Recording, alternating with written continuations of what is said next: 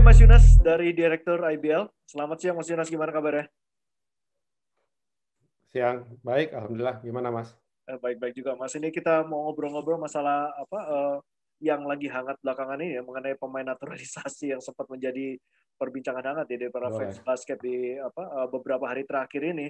Oleh karena ada beberapa pemain Ya, naturalisasi yang juga memberikan ini ya masukan dan juga postingan juga ya mengenai ya, kenapa mereka tidak diperkenankan, seakan-akan tidak diperkenankan untuk bermain di IBL 2021 nanti. Mungkin Mas Yuna bisa memberikan ya. ini penjelasan sedikit mengenai latar belakang dari cerita ini. Oke, kalau boleh saya agak bercerita dikit mundur ya, supaya semua yang menonton juga tahu apa yang sudah dan sudah dilakukan dan dulu seperti apa. Jadi tentang naturalisasi itu memang ada di dalam peraturan. Ya. Nah, peraturan itu sesuatu yang terus kita review supaya kompetisinya semakin lama semakin baik. Salah satunya mengenai status pemain naturalisasi.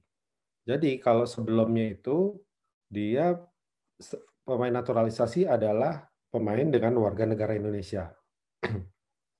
Tetapi dalam mekanisme pemilihannya untuk klub bisa mendapatkan pemain naturalisasi tersebut harus mengikuti draft. Jadi dimasukkan ke dalam asing. Itu yang sebelumnya. Sehingga di situ kita lihat kita perlu pertegas, kita perlu pertajam. Karena saya pribadi dan juga IBL melihatnya kesempatan untuk bermainnya harus dibuka lebar. Ya. Apalagi statusnya kan di situ sudah didefinisikan sebagai warga negara Indonesia. Jadi peraturan yang sudah kita perbarui saat ini, ya, yang berubah dari yang lama dengan yang baru dan kita sudah sosialisasikan ke klub itu, bahwa secara definisi kita pertajam, ya, supaya lebih tegas, disebutnya lokal naturalisasi. Ketika pemain tersebut sudah mendapatkan hak kewarganegaraannya, kita treat dia sebagai lokal. Itu yang sudah kita lakukan sekarang. Kemudian mekanismenya juga. Mekanismenya itu tidak harus lewat draft. Jadi klub bisa melakukan pendekatan secara langsung. Itu dari sisi peraturannya. Ya, jadi clear dulu ya sebelumnya seperti itu masukkan asing. Nah sekarang ini justru kita menyebutnya lokal naturalisasi dan mekanismenya pun nggak ikut asing. Itu sudah disosialisasikan, sudah dipahami oleh semuanya. Nah belakangan ini dengan ada beberapa masukan, tanggapan gitu ya. Intinya kan begini, kita dari liga membuka peraturan tersebut untuk memberikan kesempatan. Hak gunanya itu kan ada pada klub. Memang kenyataannya bahwa sekarang jumlahnya tidak ada tersedia untuk semua, ya untuk saat ini. Sehingga ada beberapa pembicaraan dengan situasi yang ada, ya komposisi yang ada, klub itu memberikan masukan dan tanggal 15 kemarin membuat rapat bersama kita, ya, untuk pemain naturalisasi tersebut di musim 2021. Ya. Kita dari IBL tidak merubah peraturannya. Jadi tidak ada larangan, kita tidak menyatakan bahwa ada aturan yang tidak memperbolehkan pemain naturalisasi bermain, itu tidak ada. Ya. Tapi situasi di lapangannya yang tadi ada keterbatasan dan lain-lain, mayoritas klub bersepakat bahwa akan menggunakan haknya setelah musim 2021. Ya. Kita dari sisi liga, sekali lagi peraturannya tidak berubah, kita juga harus melihat seluruh aspek, ya. Jadi itu yang terjadi. Jadi saya mau informasikan lagi bahwa di dalam peraturan itu justru sudah kita pertajam menjadi lokal naturalisasi dan mekanismenya pun supaya tidak bias lagi seperti sebelum-sebelumnya, kita berikan mekanisme khusus untuk naturalisasi. Begitu. Oh ya Mas Yunas, ini terkait mungkin satu-satu dulu ya. Kita sempat tarik ke belakang mengenai aturan yang diperjelas lagi mengenai pemain lokal naturalisasi ini.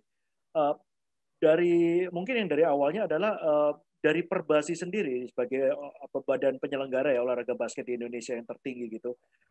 Para pemain ini apakah sudah diberikan status untuk sebagai istilahnya pemain lokal dan diperbolehkan main di IBL 2021 apabila nanti disetujui ya, apabila disetujui dalam konteks disetujui, apakah mereka diperbolehkan main oleh Perbasi ataukah statusnya masih tanda tanya atau gimana gitu Mas? Apakah udah ada klarifikasi dari Perbasi sendiri? Oke, jadi dalam peraturan pelaksanaan IBL ya, itu dibuat, disusun bersama dan disetujui bersama juga dengan PP Perbasi. Jadi tidak hanya dengan IBL. Karena aturan itu kan kita sebagai pengelola liga, kita juga harus hormati ya federasi kita di atasnya, maka seluruh perubahan, penyempurnaan itu kita mesti bicarakan bersama. Jadi mengenai status ini pun sudah dibicarakan bersama-sama.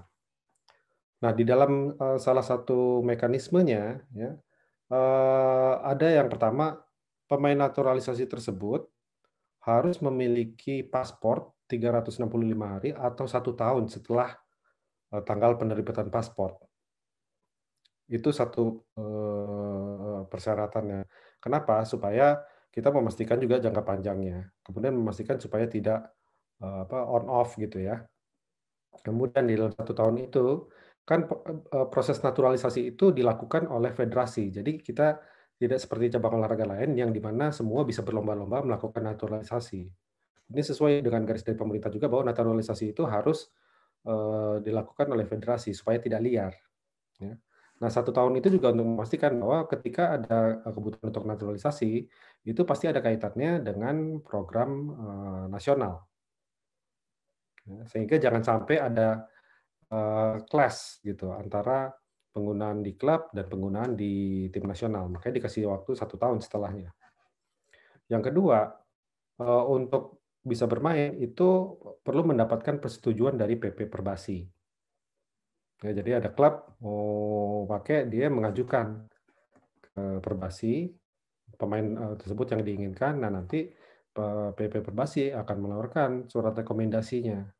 Kenapa itu penting juga?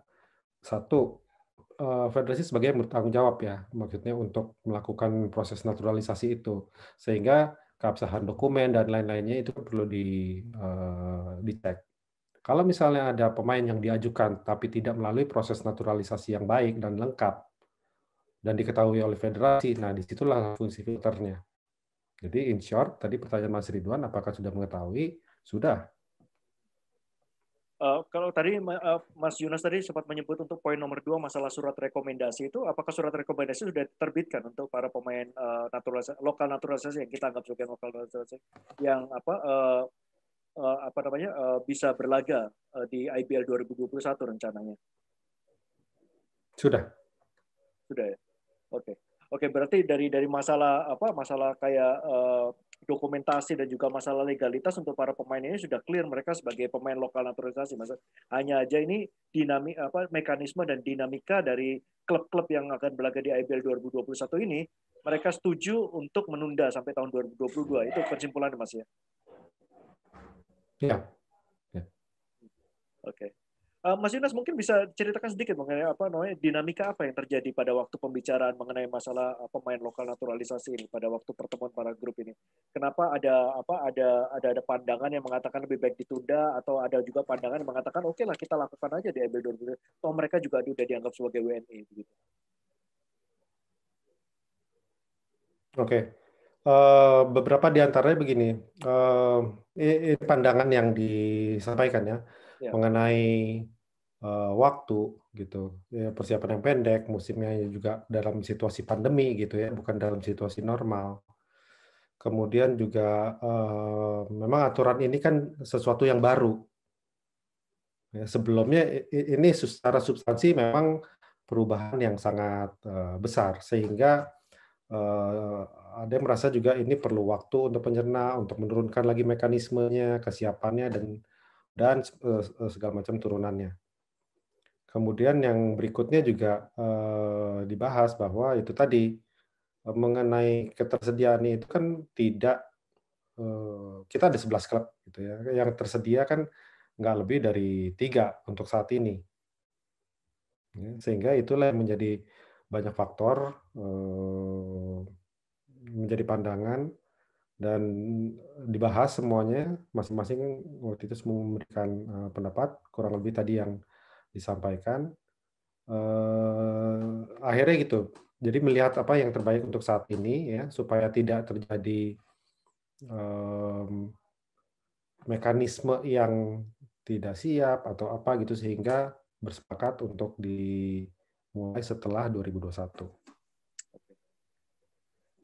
Oke, mudah-mudahan penjelasan dari Mas Yunas ini bisa meluruskan ya berita-berita yang simpang siur di luar sana mengenai pemain lokal naturalisasi di IBL 2021 nanti ini. Tapi ada hubungan dengan IBL 2021, Mas Yunas. Kemarin kita dapat berita juga mengenai dukungan ya dari Wali Kota Jakarta Utara mengenai pelaksanaan dari IBL 2021, dan kemarin juga Wakil Wali Kota Jakarta Utara sudah melakukan inspeksi terhadap bubble ya istilahnya untuk IBL 2021 ini. Mungkin Mas Yunas bisa kasih update terakhir mengenai persiapan IBL 2021 ini. Oke, untuk 2021 bisa dibilang kita mencoba untuk mengulang kembali proses yang waktu itu pernah kita lakukan untuk kelanjutan musim 2020. Kalau mesti ingat kita pernah mencoba. Nah, ini di tempat yang sama, situasi yang sama ya. Dengan protokol yang sama terus kita coba dalemin lagi, dan kemarin tanggal 15 itu kita buat simulasi besar. Real di semua situasi, kemudian kita undang juga pihak-pihak yang sudah memberikan dukungan kepada Liga. Pada kemarin hadir dari BNPB, dari Dinas Kesehatan, dari Kementerian Pemuda dan Olahraga, dan dari Pemprov DKI, Kantor Wali Kota Jakarta Utara, yang salah satu tadi betul dihadiri oleh Wakil Wali Kota Jakarta Utara. Intinya apa yang sudah pernah kita presentasikan kepada beliau-beliau itu secara dokumen. Nah, prakteknya seperti apa? Kan pentingnya prakteknya ya. Kalau di atas kertasnya mungkin udah oke, tinggal prakteknya. Prakteknya itu ya kita minta untuk dihadirkan beliau-beliau itu untuk apa? Untuk mendapatkan masukan secara langsung. Apabila masih ada yang kurang, ada yang perlu diperbaiki, nah kita masih ada cukup waktu. Dari 15 Desember ke 15 Januari itu kan kira-kira masih ada waktu 1 bulan. Itu yang paling penting, kenapa kita undang secara langsung mereka untuk menyaksikan. Dan di akhir minggu ini mudah-mudahan semua masukan, semua pandangan dari mereka akan dikumpulkan ke kita, supaya harapannya membuat kita lebih confidence lagi bahwa apa yang sudah kita rencanakan ini sudah sesuai dengan harapan mereka. Oke, Mas Yunas, terima kasih. Ini kabar baik ya mengenai IBL 2021. Mudah-mudahan ini lancar sampai tanggal Januari 15 nanti. Dan Mudah-mudahan kita tahu masih ini, ya. Kita tahu ya masih ada dinamika terus lah ya, kan banyak hal yang kita bisa kontrol situasi di luar. Sekali lagi kita coba upayakan apa yang terbaik, apa yang bisa kita lakukan. Mudah-mudahan dinamika ini terus bisa di luar ya, situasinya bisa semakin baik. Saya juga mau menghimbau kepada semua bahwa penting untuk kita semua saling jaga gitu. Karena kita semua saling berkaitan nih terutama di kita bola basket. Jadi untuk tetap menjaga protokol, ya, jaga kesehatan. Kemudian apabila sekarang kan basket udah diperbolehkan untuk bermain di mana, nah itu kita perlu juga saling memperhatikan satu sama lain. Itu kata yang paling penting, Mas Dinas. Kita semua saling jaga supaya rencana di IBL 2021 tetap sesuai rencana dan para fans bisa menyaksikan game-game yang menarik juga di IBL 2021 nanti. Amin. Terima kasih Mas Dinas waktunya. Terima kasih dan stay safe. Terima kasih Mas Duran. Thank you, stay safe.